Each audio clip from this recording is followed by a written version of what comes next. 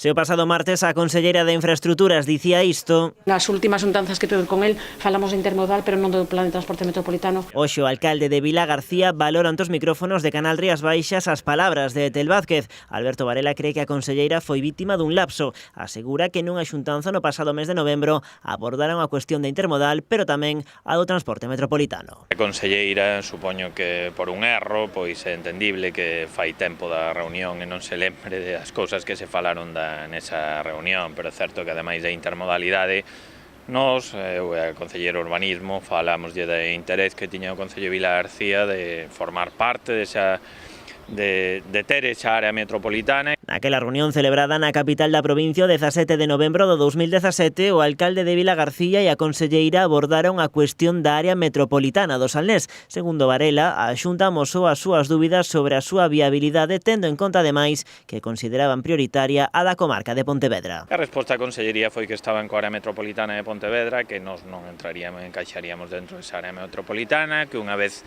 remate pois se podería falar, pero que incluso a conselleira falaba das súas dúbidas sobre se a Vila García lle interesaría ou non ser cabeceira de comarca, porque habería que poñer pois cartos. Para resolver dúbidas e aclarar a cuestión, Rabella ven de solicitar unha nova entrevista con Etel Vázquez. Pedimoslle unha cita a consellería, agora entendemos tamén que os conselleiros teñen moitos concellos que lle piden reunións, esperemos que den unha resposta. Ademais, o rexedor quixo lembrar que o Concello está a traballar dende aquela reunión coa conselleira para presentarlle ao Executivo galego unha proposta sobre o proxecto da intermodalidade na cidade.